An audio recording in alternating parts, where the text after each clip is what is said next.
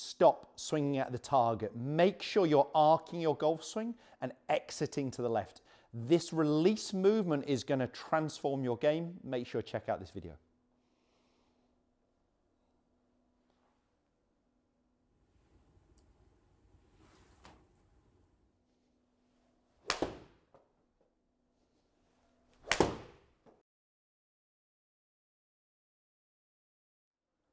So today's video is all going to be about the movement through impact, the release position, or getting to the release position.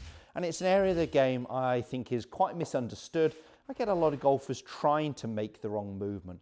I see often this separation of the arms from the body because they're trying to get the handle or the club to swing down the target line for too long. We've got to allow that club to work on an inward arc. Now, if you are a player who is swinging from out to in, and then we get this good release movement, you should start to be hitting, for right-handed golfers, pulls to the left, for left-handers, pulls to the right. Well then, okay, go back and fix the path and change that downswing movement.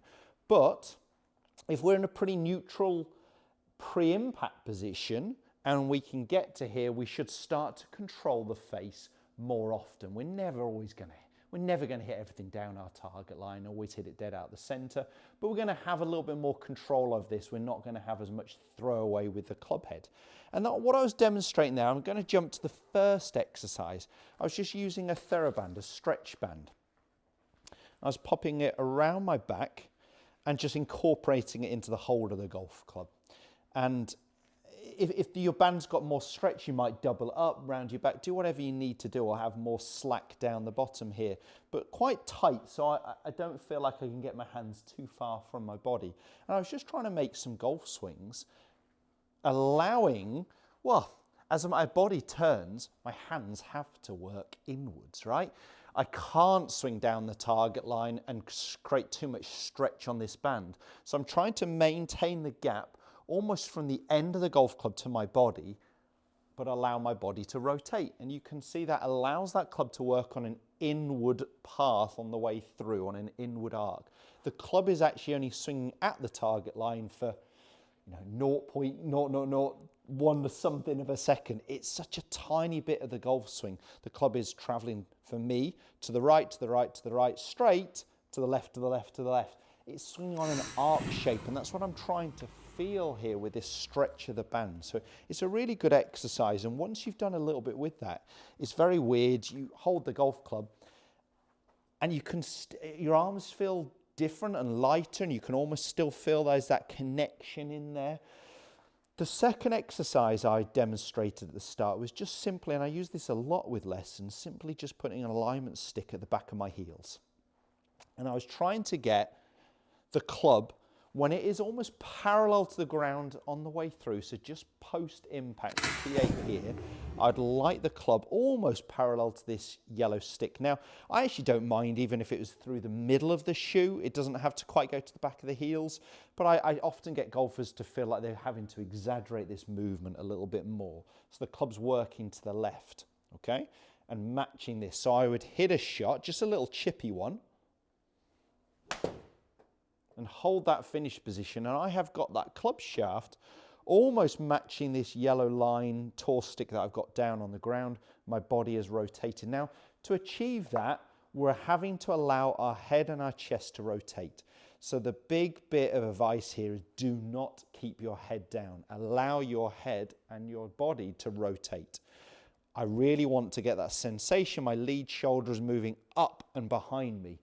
To allow that to happen, my head has to start to rotate. Now I can get into that release position, a very neutral release.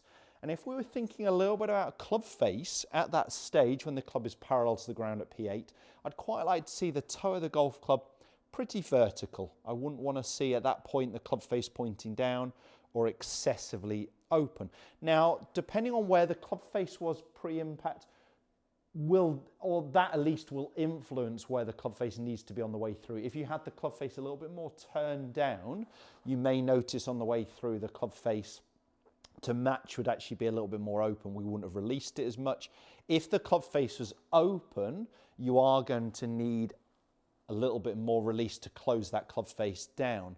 But I would try and improve the wrist angles and the club face pre-impact so you don't have to release as hard this way through impact. I'm not suggesting there isn't hands involved, there absolutely is, but I want that driving force again to be the body movement. So this exercise, let's just do one more, little chippy swing, getting used to this release position, very, very neutral through the golf ball. To allow that to happen, my head has rotated. So the stretch band, the Theraband exercise, followed by some toe stick exercises at the back of the heel. What is going to be my swing thought I could take to the golf course? I'm just going to really get that sensation of allowing my head and chest to rotate. I could focus on the sensation of my lead shoulder moving up and behind me, okay, to allow that to really happen. And that creates this inward arc that I'm really looking for. Let me go ahead and hit one.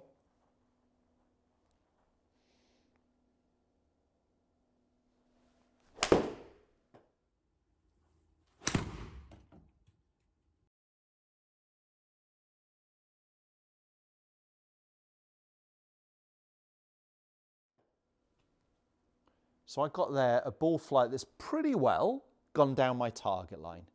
Yet hopefully you'll have seen a club that's swinging much more an arc of rotation around my body, not trying to swing down the target line. I do not like to see this real stretch with the arms moving a long way from the body on the way through. I really want you to feel like we're creating some connection, almost maintaining the gap from the end of the club to my body as I rotate through, because that's going to help me turn my body better.